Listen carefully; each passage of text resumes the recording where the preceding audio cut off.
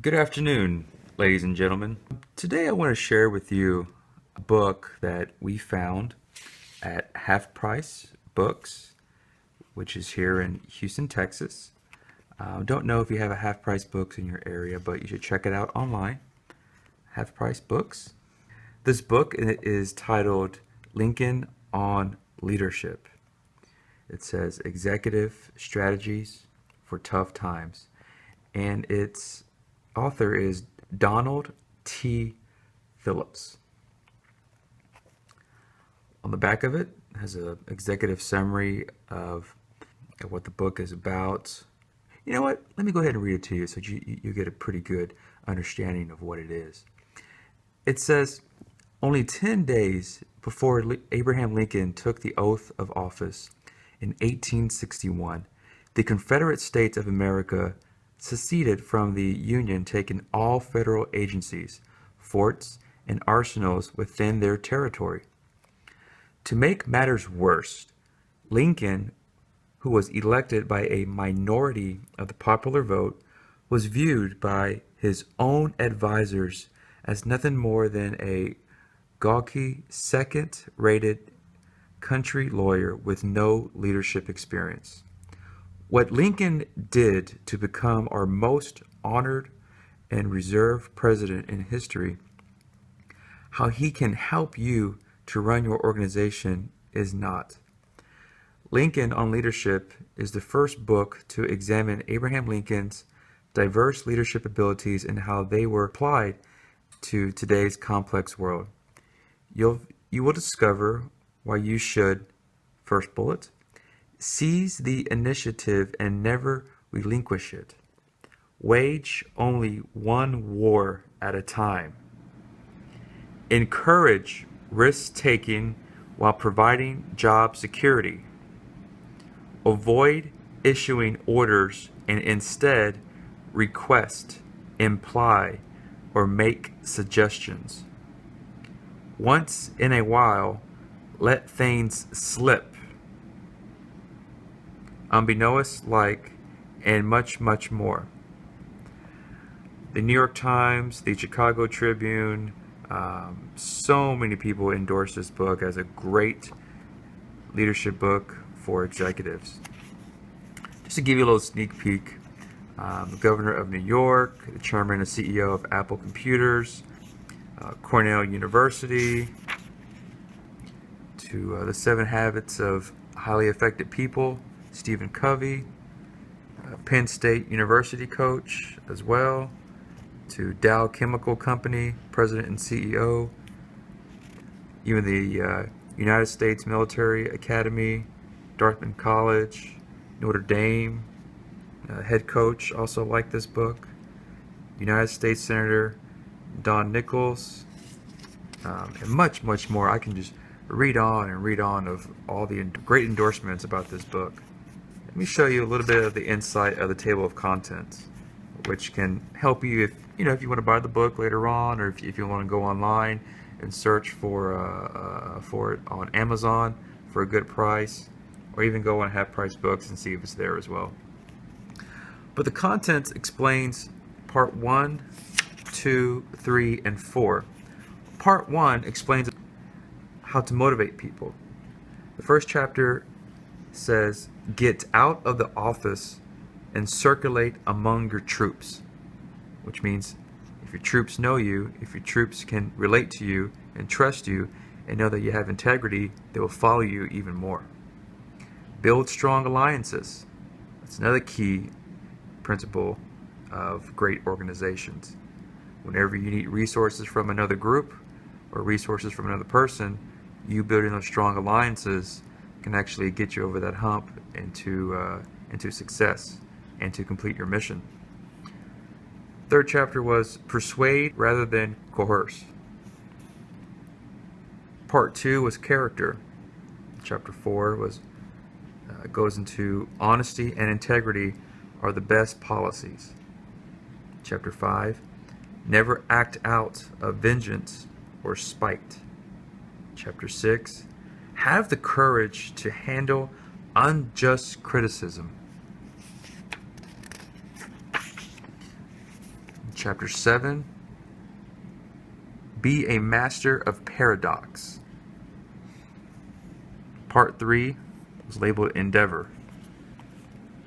Chapter 8, Exercise a strong hand, be decisive. Chapter 9,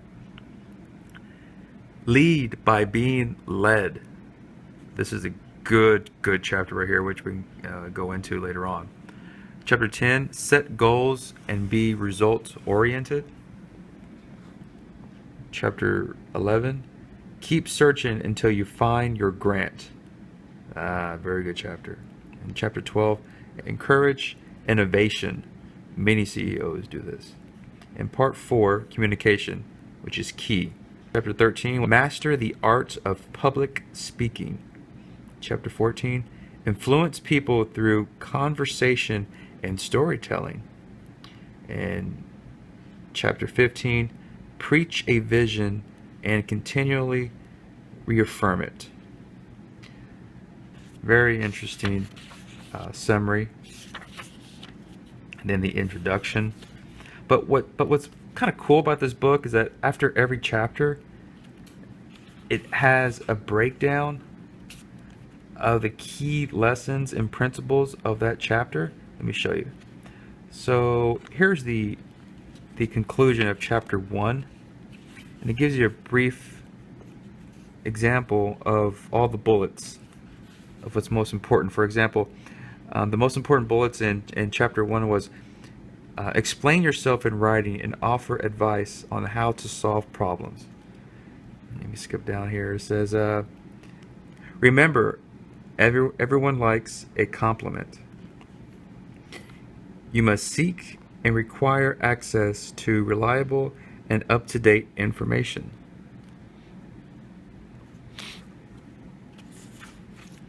Chapter 2, Build strong alliances. Now we can skip to the end of the chapter 2, Lincoln Principles. Wage only one war at a time. Remember, we're trying to build alliances here. Spend time letting your followers learn that you are firm, resolute, and committed to the daily performances of your duty. Doing so will gain their respect and trust. Some other ones are, when you extinguish hope, you create desperation. Invest time and money in better understanding the ins and outs of human nature. Chapter 3, Persuade rather than coerce.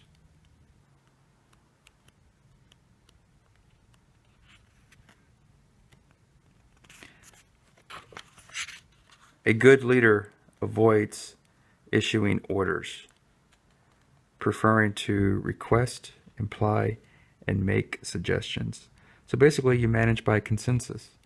It's, hey, what do you think about this this problem? What type of solutions do you have? Oh, okay.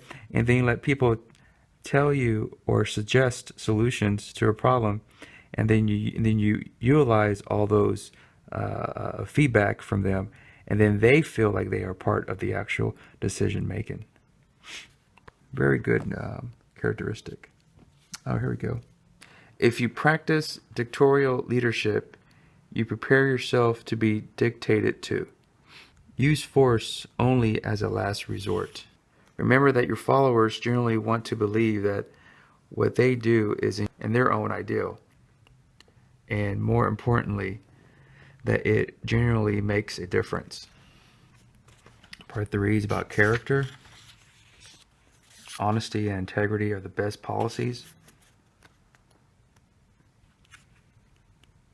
Talks about lessons of integrity. Chapter 5, never act out vengeance or spite. Have the courage to handle unjust criticism.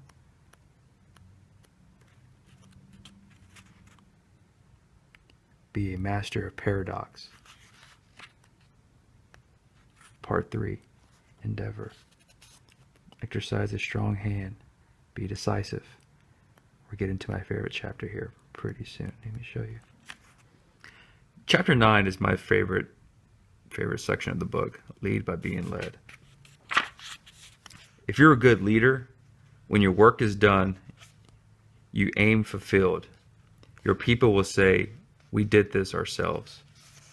Try not to feel insecure or threatened by your followers.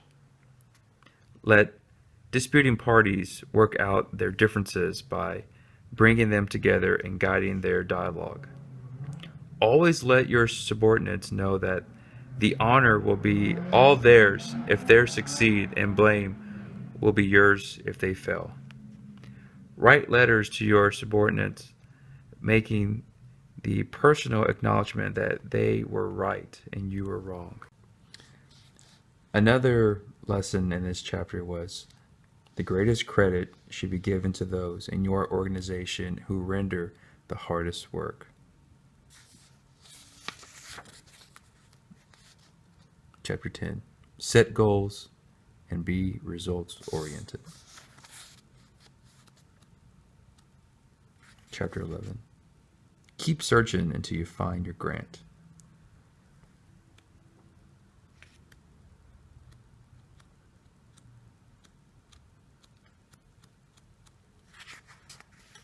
Chapter 12. Encourage innovation. Master the art of public speaking. Chapter 13. Influence people through conversation and storytelling. Chapter 14. Chapter 15. Preach a vision and continually reaffirm it.